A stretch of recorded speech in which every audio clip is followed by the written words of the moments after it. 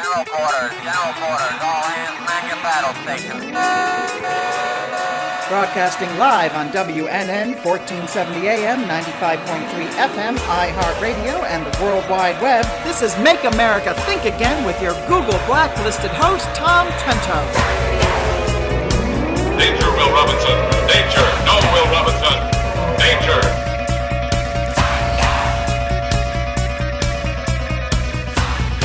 So, quiz me this. I have a question for everybody today. The question revolves around our highly esteemed Speaker of the House, Mrs. Nancy Pelosi. Everybody knows Nancy very well. She's leading the effort. She's leading the effort to impeach the president, and full throttle impeachment effort right now going on. Okay. Now, you guys, hang on, both of you guys for a minute. I got to get through a couple of opening statements here, or thoughts, to kind of frame what we're doing. You have seen her work, all of you who are alert, astute, and even if you didn't want to, it's extremely difficult watching these proceedings now because they're the same thing over and over and over and over again. But nevertheless, Nancy has distinguished herself as being the spearhead of the impeachment exercise. And I just heard a couple of minutes ago on CNN that there's even going to be a move to keep Donald Trump off of the ballot, keep his name off of the ballot in 2020. I don't know where that's going, but the question is, where is Nancy Pelosi? How come she manages the House managers, and today is their presentation of the abuse of power, the fact that the president abused his power and limited Congress in effectively gathering their evidence to impeach him. Why isn't she at the United States Senate seated right in the front, giving hand signals like a coach would on any good baseball team, giving hand signals to Shifty Shift? Where is Nancy? Anybody know where Nancy is? Well, all you got to do is turn on the Israeli news. Actually, if you don't have to. I was watching the Israeli news from 4 o'clock this morning, I-24. It's a very good English news program in Israel, and they're covering an amazing, and our show for the most part today is going to be on what's taking place in the Middle East, a significant geopolitical event that has the capability to reverberate in an earth-shaking way throughout the Arab and Western world, and it's the meeting regarding the recognition of the 75th year of the liberation of Auschwitz/Buchenwald, and we're gonna sketch that out. If you don't know what that means, we're gonna sketch that out today on the show. But that's where Nancy is. Nancy took a delegation of 5 Democrats and 1 Republican, and the Democrats are Eliot Engel from New York, you know him very well, Debbie Wasserman Schultz. Everybody knows Debbie. Ted Deutsch, Nita Lowry, both of those are from Florida. Nita Lowry from New York. So 2 from New York, 2 from Florida. Brad Schneider from Illinois, and then the Republican Joe Wilson. I think he's even running against the president right now on the Republican side. But they are there as a special bipartisan delegation to participate in the 75th memorial events of the liberation, when the United States liberated Auschwitz. For the history buffs out there, right now they're going, "Are you crazy, Trento? The United States didn't liberate Auschwitz." Well, you're right. The United States didn't. Who did? That's the question for this morning, and most of you will not know the answer to that because it's one of those pieces of history that sort of gets pushed to the side. But very interesting who actually physically liberated Auschwitz on January 27th, 1945. And Monday is the official recognition. But in Israel today, they are celebrating two elements. They're celebrating, obviously, the end of Auschwitz, and they're also celebrating the resilience of the Jewish people and the Russian people in the Leningrad siege, a 6-year siege, 5-6 year siege by the Nazis against the capital city of Russia, of the Soviet Union at that time. So those two elements are being recognized. And Nancy is there. Now, this is Nancy Pelosi, who loves Jewish donors. She loves them dearly. She kowtows to the Jewish community, and she speaks with a forked tongue. And we're gonna illustrate the hypocrisy of Nancy as a human being. She's a pure politician, ladies and gentlemen. That's all she is. She's I don't know, I'd put her in the sleazebag category that the president has put in Jerry Nadler. She is there saying, oh, look at me, I'm a wonderful Speaker of the House, and I've traveled all the way to Israel to participate in such a solemn, such an important affair. And it looks good. On the surface, it looks good, and the dopey Jewish donors that write checks, they'll love her and all of that. But when you start to peel back her Gucci clothes and her Armani dresses and handbags, and you dig in a little bit, you come up with some substantive issues. It's very easy for a member of Congress to fly free, first class most likely, with a security detail, to the Middle East, have a bunch of fun, eat some hummus, see the sights, shake a lot of hands. That's easy to do, and it looks like you're supporting Israel. But there's several recent policy decisions that Nancy participated in that kind of reveal the dark side as it relates to Israel. Now, as you know here on the Trento show, where we make America think again, we're concerned about the election on November 20th, and we want people to vote intelligently, and we want our Jewish brothers and sisters, particularly in the state of Florida, to seriously consider what has happened to the to the Democrat Party. And she is the head. She is the titular head of the Democrat Party. In fact, she's third in line. If the president and Mike Pence were to meet their demise, the Constitution says the Speaker of the House becomes the president. She becomes the president. Now, the conspiracy theorists are saying, wait a minute, if Trump gets impeached, we heard that there could be a movement to get Pence out of there, then what? She'll have a shot at becoming the president in some convoluted way.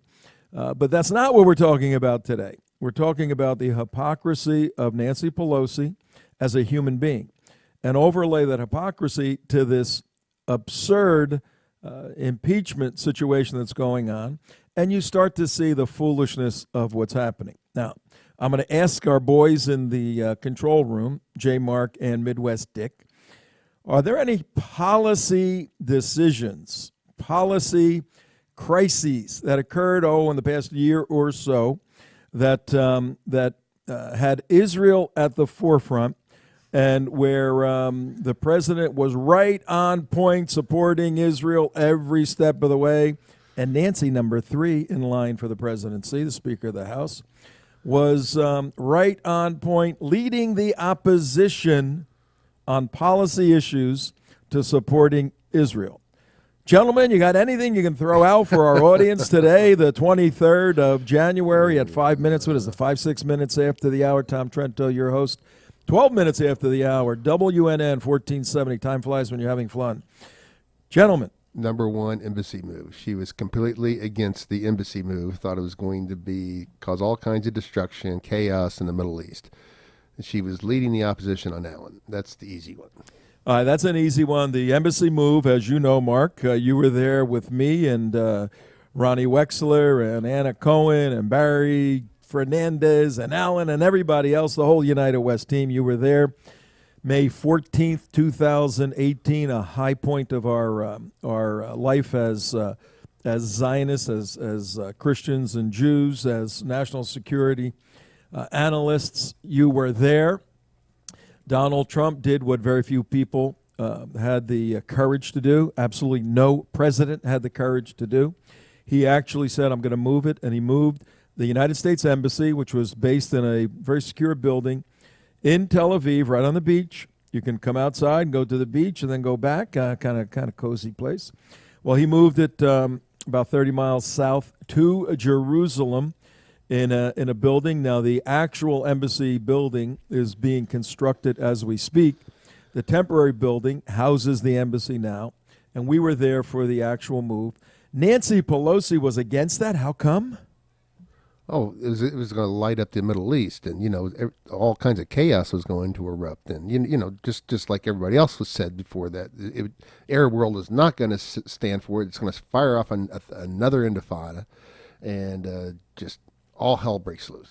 The Orange Man, who is a totalitarian dictator, trying to do whatever he wants to do. He's going to disrupt the stability in the Middle East and cause more chaos and upset the Arab world, and all of that. You heard Nancy saying all of that. Now, how could she be so opposed to something so fundamental? And when you are there, as we were, and you talk to Israelis, whether they're American Israelis born here who made Aliyah, who went over there and got their Israeli citizenship, or whether they're Israelis who were born there, none of them question. Everyone celebrated that day. It was an amazing day. Janine Pirro was with us on that day. Phenomenal day. But Nancy was spouting off and spewing off nonsense and hysteria. So what does that say to you, Midwest Dick? And what other policy decision was Nancy instrumental in that undermined the security and the integrity of Israel? Well, I think you can go back to the recent emergence of congresswomen who report to her. That would be Ilhan Omar and Rashida Tlaib, and their outright Jew hatred statements, and the way she handled that. There was an opportunity to condemn it, and what did she do? She passed a resolution that watered it down, and she did not deal with outright Jew hatred amongst the people that report to her. Yeah, do you remember that? I don't know if our audience remembers. This is our job to analyze this sort of stuff and to bring to you facts and to analyze the facts and then give our opinion on them. Well, when Rashida Tlaib came into the U.S. Congress in November 2018, on one of the celebratory evenings in Michigan in the Detroit area, her son asked her, Mommy, what are we going to do with the president? What are we going to do? Remember what she said?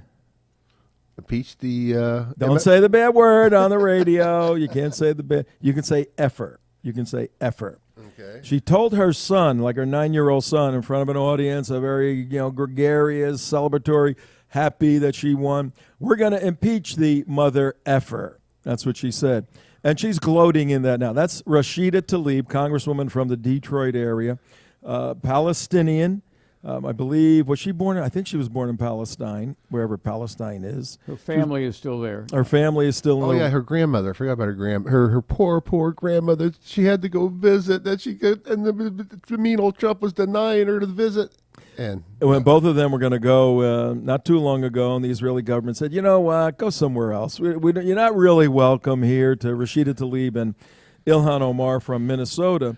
But Ilhan Omar came out and said derogatory stuff about the Jews are out for the Benjamins, the $100 bills. They're money-sucking Jews, basically, is the meaning of that. And that upset people on both sides of the aisle. And there was a move for a resolution. A resolution is a baby way of smacking somebody on the wrist. You have we're going to make a resolution that you shouldn't speak like that, Mr. President, whatever. So they wrote a resolution, which is very simple. Everybody signs on to resolutions. They're not really a big deal.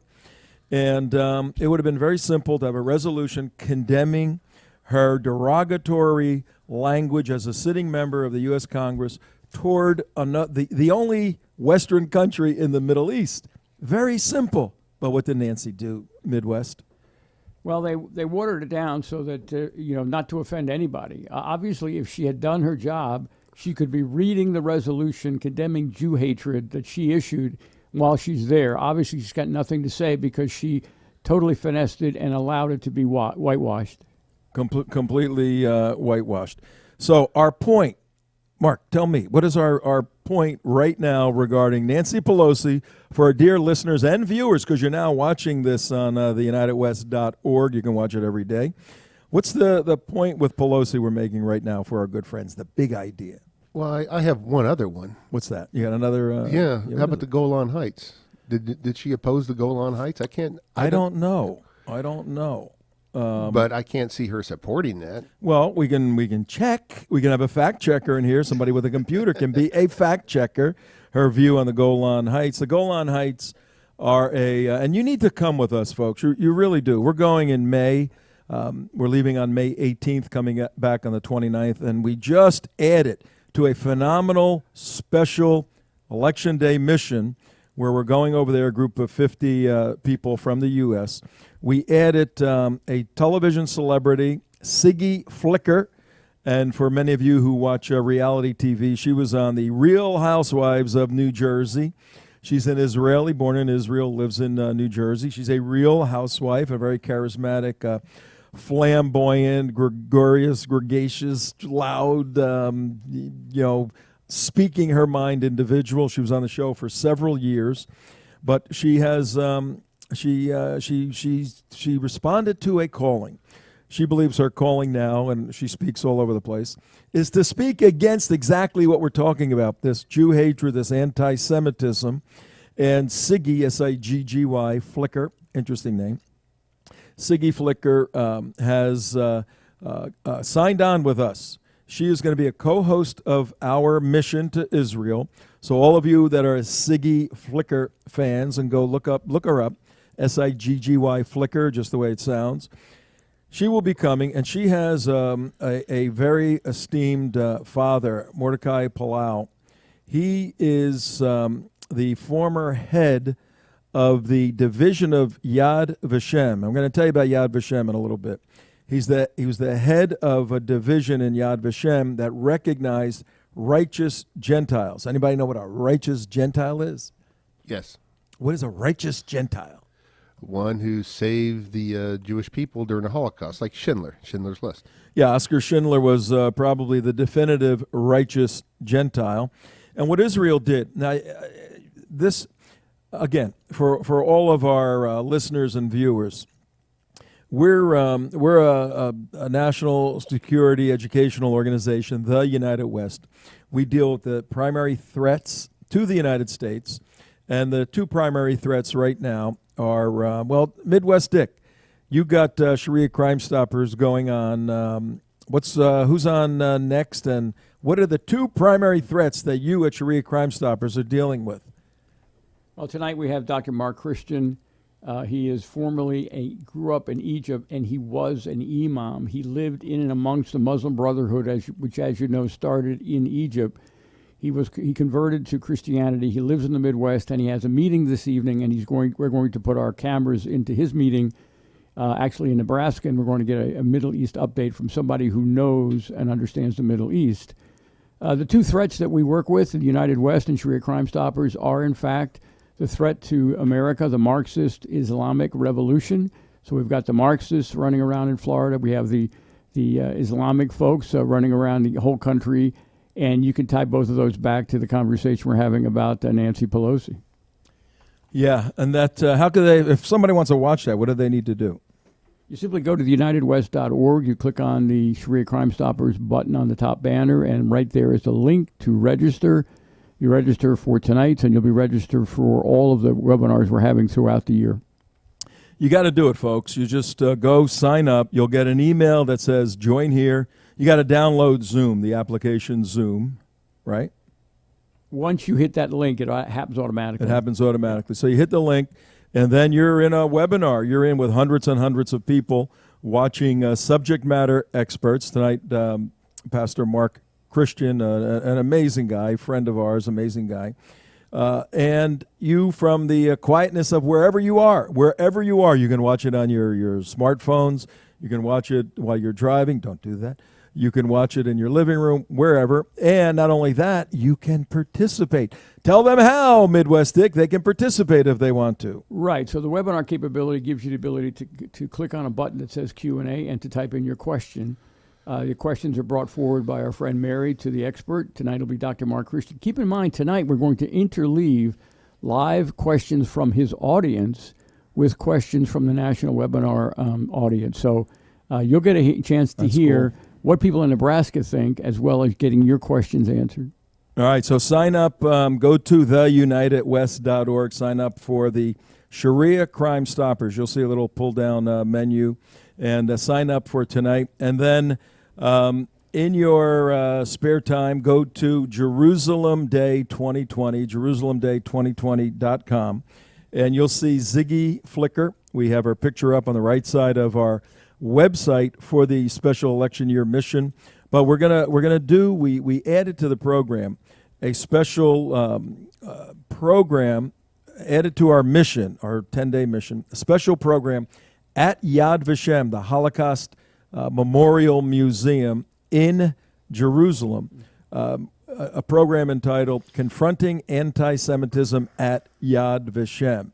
It doesn't get any, well, sad situation when you'll see, but in terms of an educational, real live experience with our host, and you go to the 2020 Jerusalem Day 2020 website, you'll see all the national security people there, plus the Jexit team.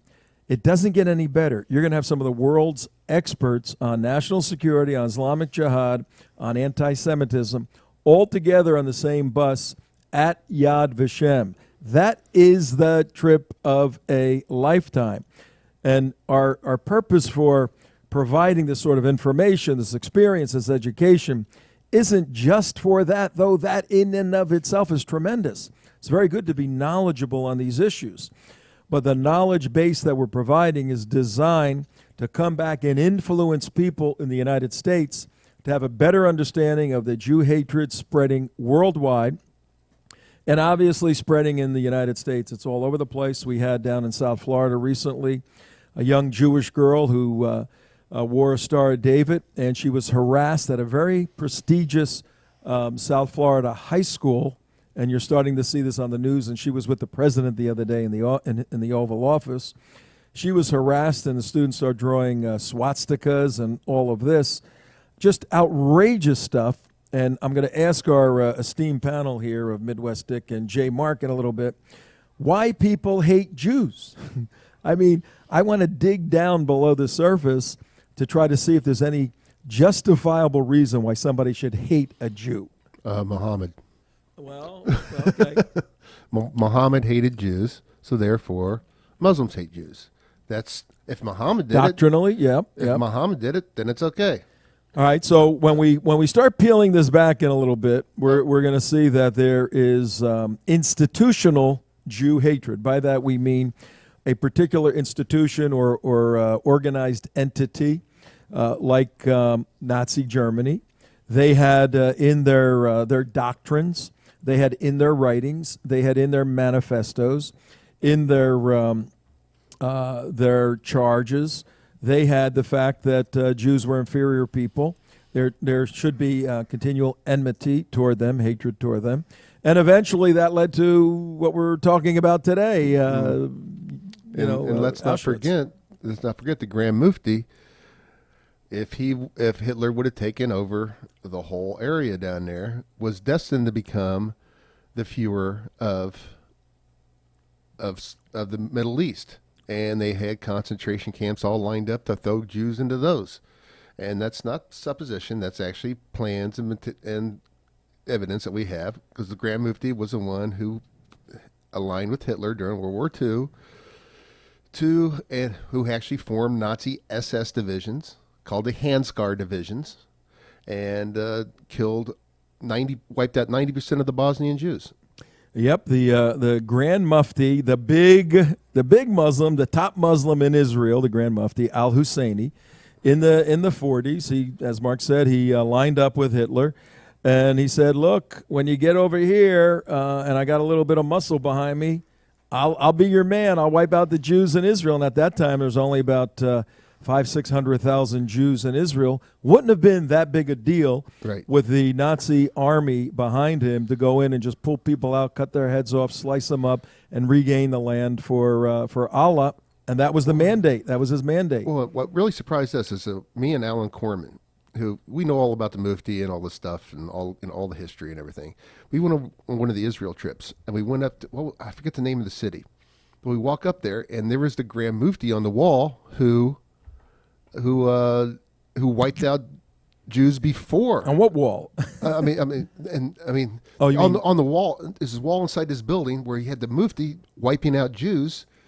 I can't remember the name of the city. It was just right outside on one of our tours. But we're like, what the heck is this? Where did this come from? We've never heard of this. One of the Muslim cities, obviously. Yeah, Yeah. It was one of the Israeli cities, and they put it up there that the Mufti had wiped out all the Jews. Oh! They were showing what had taken place there. Yeah. We had no idea that this happened. So this goes back before Hitler. I mean, the Muslims did not get the idea to kill Jews from Hitler.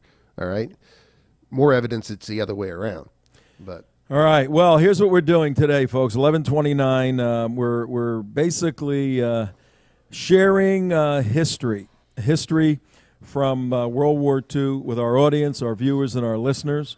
And we're doing this so you have a realistic context from which to understand how problems are exacerbated when you diminish the value of a human being.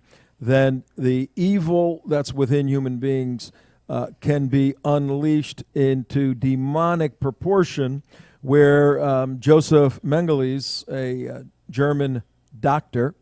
Now understand, the Germans at the time in the 20s and 30s, these are not barbarians in the sub-Sahara or in some unknown African behind a mountain somewhere of 200 or 300 people that have never seen civilization. They're still living in a Neanderthal way. They're uneducated.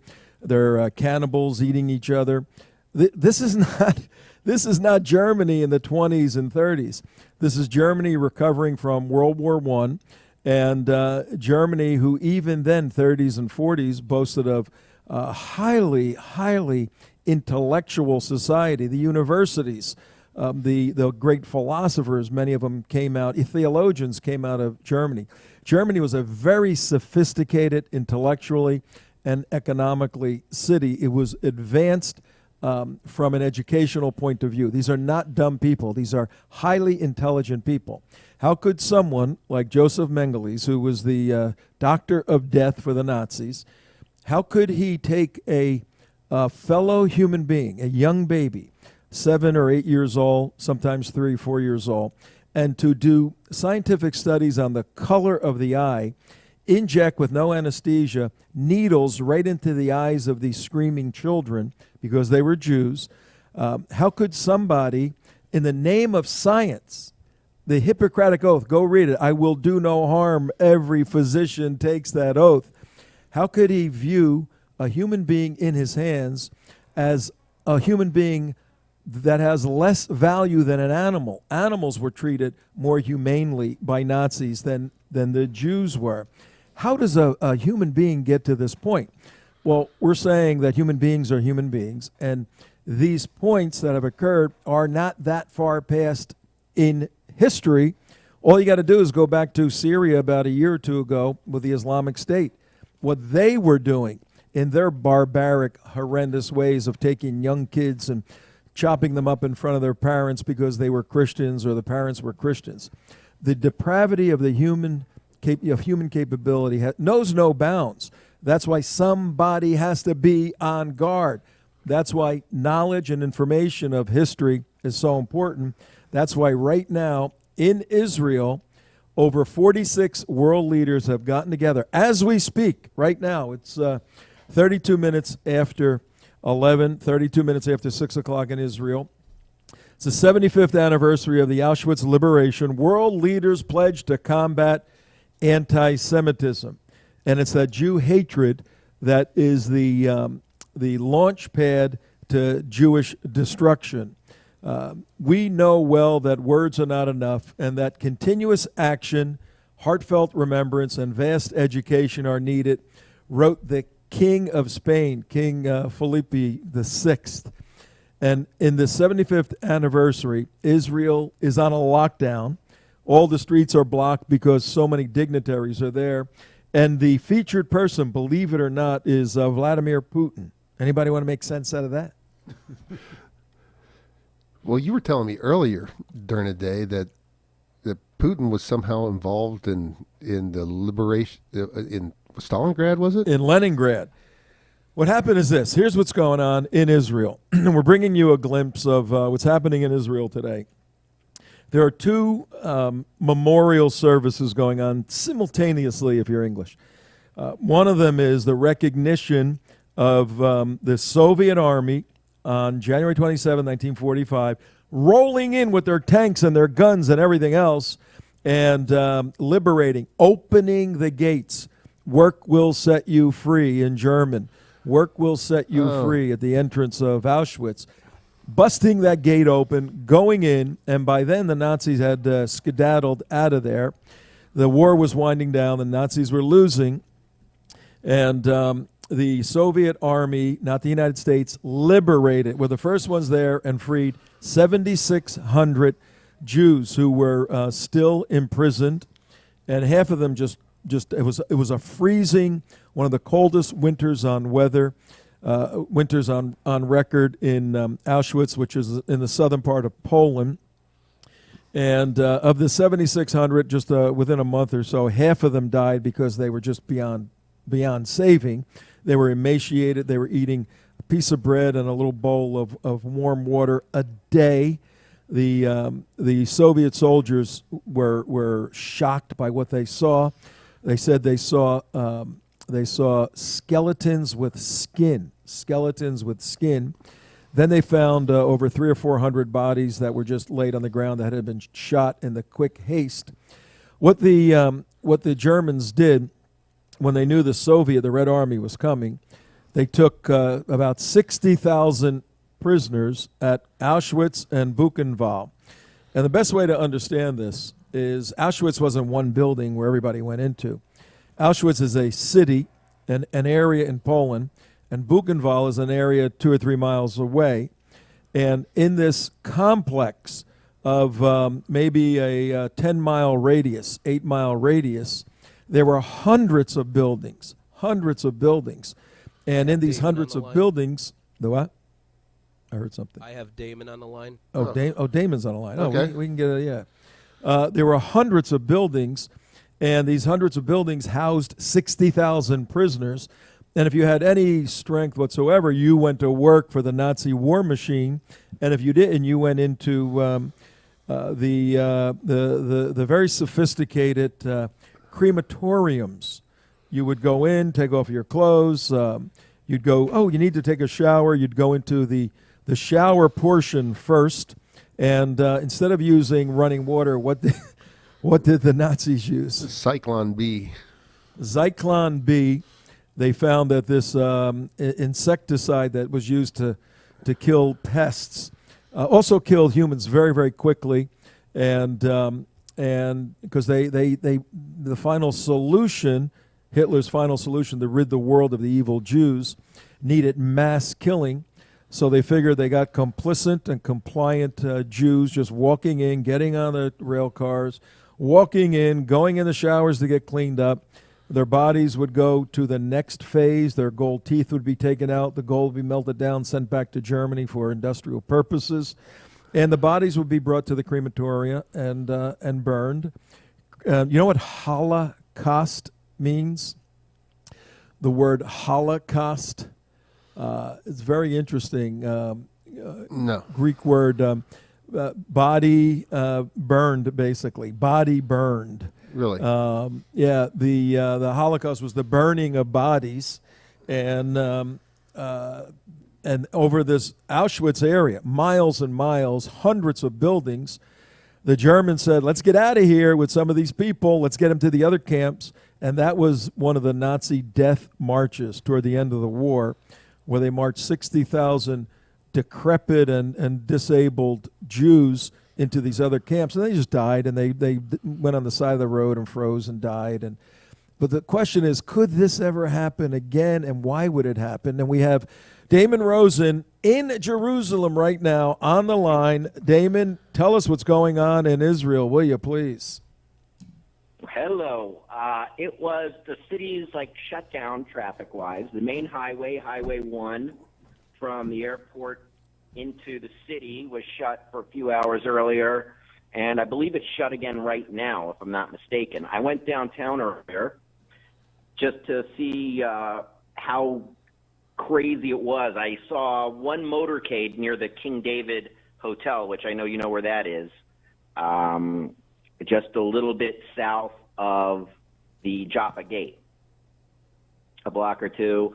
Yeah, right by the old city for people that don't know. 10,000 policemen doing security yesterday and today. 10,000 cops.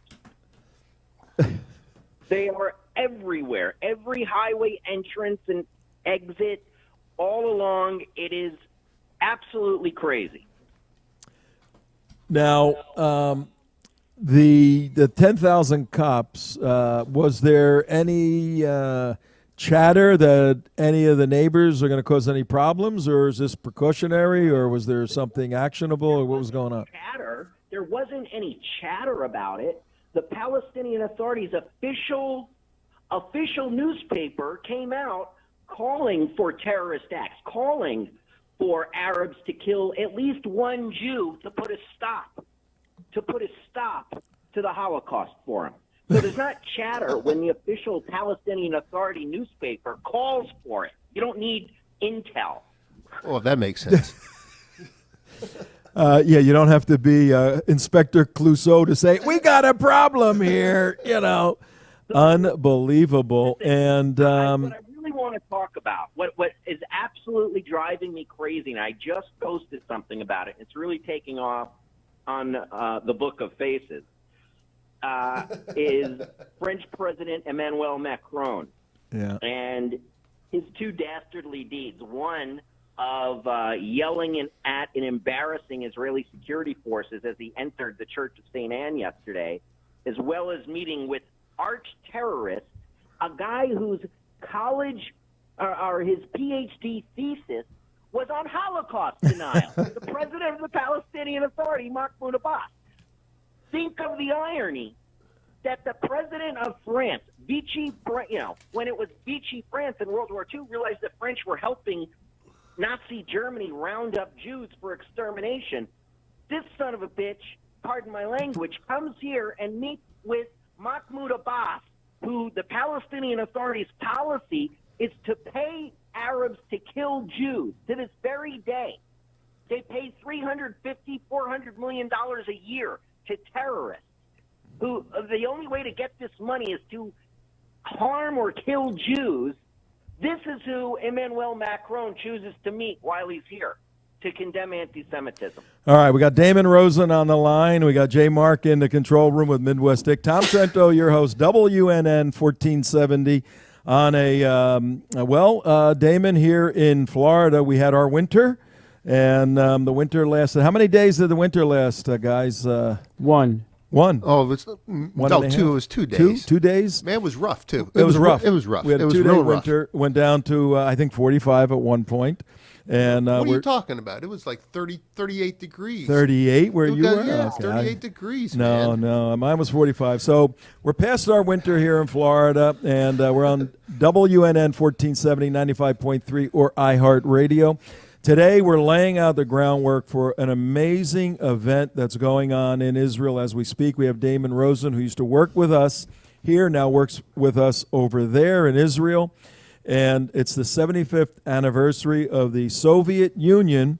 And this is interesting, the Soviet Union liberating Auschwitz. And again, I want everyone to understand that Auschwitz wasn't one building. It was a city with a neighboring city, Birkenwald, which both of those cities, maybe a 5 or 6 mile radius, housed hundreds of homes and at least 60,000 Jewish prisoners through those two camps. And there was Auschwitz I, Auschwitz II, Auschwitz III. Through those camps in Birkenwald, over the course of the war, 1 million Jews plus many Poles. It's in Poland, and the Nazis were getting rid of the Poles there, and then many of the intellectuals, the homosexuals, disabled people. It was just a place to dump people you don't want and kill them. It was that simple. Right. Damon, we're trying to get to, beside the history and besides the recognition of this event today in Israel, and the recognition of the resilience of the Russian people and the Russian Jews in the Leningrad siege by the Nazis, where the Nazis were bombing and attacking Leningrad for 5 years, but the citizens held off. The point I was making earlier, Mark, off the air, Vladimir Putin, who was very moved by these proceedings there, and he's an enigma. Is he on Israel's side? Is he not? Who knows? We'll ask Damon. But he was a young guy during the siege. He lost his brother to the Nazis in the war. And now it's called St. Petersburg, the city. They changed the name from Leningrad to St. Petersburg. But the Israelis built this beautiful 8-meter high, 26-foot high memorial to the resilience of the Russians and the Jews in Leningrad during the war against the Nazi machine. So these two components of strong people standing against Nazis, the Soviets ending the Holocaust, now lay a groundwork for us addressing anti-Semitism now. Time out, Tom. Let's not, give the Russians, a gold star of David for how they treated Jews. They killed many more Jews than the Russians did. It just horrendous. It was who killed more Jews than the Russians?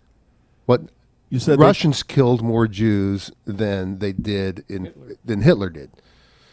So don't give them the gold star of David for the treatment of Jews. The Israelis today are recognizing in Israel the resilience of the Russians and the Russian Jews. Right. Well, make my stomach turn, because that's not history. I can tell you something that might play a role in this. And there's a big case here. I don't know if it's international or not, but there is a young dual citizen, American-Israeli girl, Nama Issachar, who got busted with some marijuana in Russia. And she was given a 7.5-year sentence. And there's been a big campaign here to get her released. And Putin met with her mother. I forgot if it was earlier today or yesterday. So I know Netanyahu has been trying to kiss Putin's ass, also having to do with title of a certain area within the old city that's been disputed between an organization close to the Kremlin and one that's not. Still Russian, but not affiliated with the Kremlin, which Israel finally gave legal title to the one affiliated with the Kremlin. I would not be surprised if this award, they're calling it the Trump Award, by the way, so that's got to irk him in a way. Oh, you're kidding. They're calling it the Trump Award. That's wild. So, listen. Oh, now that is definitely playing a part, because I watched I-24 News all morning, and they mentioned that girl. She had 5 or 6 grams of pot, which you can't have, and she got caught, and she's doing 7 years. So I think there's negotiating going on. In America, most places it's either legal now, or half the states it's legal, and the other half of the states it's a misdemeanor. And they gave her 7.5 years. Yeah, no, it's crazy. But to sketch out the record a little bit, Mark, the pogroms, the efforts to kill Jews in Russia by different groups. Russia's a huge the Soviet Union. The top number I'm seeing is about 150,000. Well, that's not 6 million. That's not 6 million. Well, I'm not going to argue with you about it, but there's millions. I'm reading it. But But the right. Soviet you talked army. You talked to Ronnie about this. The Soviet army. I'm reading the history of it. Talk to now. Ronnie about this. The Soviet. Ronnie's not going to change history. I mean, there's facts. The Soviet army liberated Auschwitz and Buchenwald. That's the recognition to the end of the. That's the official end. Now, I have Monday, 128,000 were killed by one unit in the Russian military. 128,000 by one. I'm looking at it right here. I'm not, if you want to go step by step by death toll by death toll, they killed millions of people over there. Millions of Jews. if you want to really go back, the Soviet Union, we got to make a distinction between the Russians and the Soviet Union. The Soviet Union signed a deal of non-aggression with the Nazis before the war, and they both went into Poland. Yes. So, which is why, guess who's not at this celebration? Guess what president of what country's not at this celebration today? President of Poland, because he's protesting Putin being there. So, yeah, there's a lot of complex. Anti-Semitism in Poland today is raging. Yeah, well, this is one of the reasons we changed. I don't know if you heard from the beginning. We changed we added to our trip in May the fact that we're going to have a program, anti-Semitism, confronting anti-Semitism at Yad Vashem, because we have a couple of new people coming with us. One of whom is the scholar that ran the Righteous Gentiles program for 20 years at Yad Vashem. All of this is to equip us to come back, and you're following the U.S. news. I mean, the Jews in New York are getting beat up every day in certain areas of New York. I know, I see it. Now, the question is, how we'll bring this down from history, from what's going on in Israel right now. Macron in St. Anne's, I don't know if you remember St. Anne's Church, Mark. St. Anne's is in the Old City, and Willie G went in there and played his harmonica in St. Anne's. Yeah, I remember that. Well, apparently, did you know this, Damon? It's French territory. Did you know that? Yeah, I knew that from when Chirac was here in '96. He pulled a very similar stunt. Right, and Macron, the president of France, was going in, and the Israelis were protecting him, and he didn't want them disgracing French territory by going in, and he yelled at them. But now, since that, he has apologized, said he was wrong. He shouldn't have done that. The damage was done. Right, exactly. The damage was done. And worse, listen, much worse than what he did there is going to meet Mahmoud Abbas, a guy who pays his people to murder Jews, a guy whose PhD thesis was based on Holocaust denial. Well, He's met with Abbas on several occasions. This was not the occasion. This was not the trip to meet with that arch terrorist. Yeah. Well, what does that say? Hypocrite. It says that he's pandering to the 6 million followers of the religion of submission that live in the country. That's exactly what he's saying. Now, let me sketch this out for our listening audience. France needs a two-state solution. You know the words, Damon? Come on. France needs a two. No, don't let him sing it because the end's not good. We have a song for this that was written in Israel and recorded on one night where nobody was drinking and anything. No, but Nobody was smoking cigars. Out of 70, close to 80 million people in France, there's 6 million Muslims, which is, once you hit the 10% figure, there's a gravity of culture that has infiltrated your brotherhood and liberty and light. And we've been there. We've been there many times, walking around in the Jewish Quarter. My friends can't wear their yarmulkes, their kippas. They'll get beat up. Mark and I have gone incognito into Muslim areas and videotape them taking over the streets. So, Marcone, your point is very well taken. He could have met with Abbas another time, but he did this big, I'll do something for the Jews, and they told him, you better do something for the Muslims or we're going to get our ass kicked over here. So he went and shook hands with the president of the Palestinian Authority to tell the Muslims in Paris, in all of France, it's okay, I'm a diplomat, I'm okay, I got you covered. Unbelievable. I think probably what's happening with Nancy Pelosi is she's getting trained by Marcone. She's got the same issue building in America. She's going to try to get her Jewish donors to continue to donate, and of course she's also going to support the people back in her own party who wrote, 100 of the representatives wrote letters supporting CARE, which is giving money to Hamas to kill Jews. Well, Midwest Dick, you also mentioned that the Pope is supposed to be meeting with Abbas. Is it on this trip? Well, I think there's a delegation that's in Israel now who are going to go to see the Pope. The Pope's not there. Oh, okay. So there's a group that's going to go see the Pope, perhaps the Vice President, and the Pope right now is planning a mega city in the Middle East, which is going to be basically a tribute to Islam. They're building right now a mosque, a synagogue, and a church in one complex, and they're calling it the Abrahamic Family Center, and the Pope's going to kick that off next week.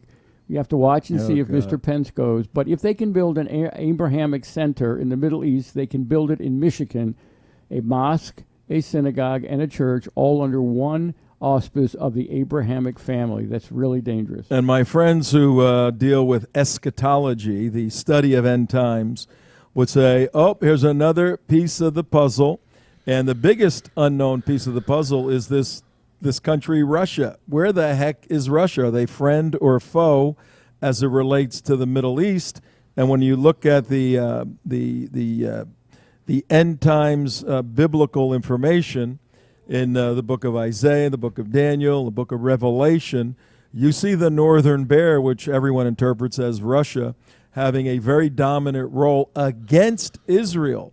So, we're in the midst of all of this now. I want to answer the earlier question brought up about Nancy Pelosi and the Golan Heights. Yeah. What was that? She didn't physically come out and personally say it. She actually wrote a House resolution. Oh, my God. To condemn it. You got to be kidding me. No. All right. Well, Damon, one week after Trump annexed the Golan Heights, he came up with a House resolution to say, no, we don't want anything that's going to affect settlements. Look, if any of you Democrats are still Democrats, when you see what Pelosi and Schiff and all these people are doing, particularly if you're Jewish, Jexit, baby, Jexit. Go to JexitUSA.org, JexitUSA.org, or Google Jexit, Jexit, and go read why Jews need to exit Jexit, the Democrat Party. With a couple of minutes remaining, Damon, the big issue here is we see this unique gathering of 46 countries, world leaders, in solidarity with Israel today. We know how all that stuff works. Nancy's here. Yeah, going against Jew hatred.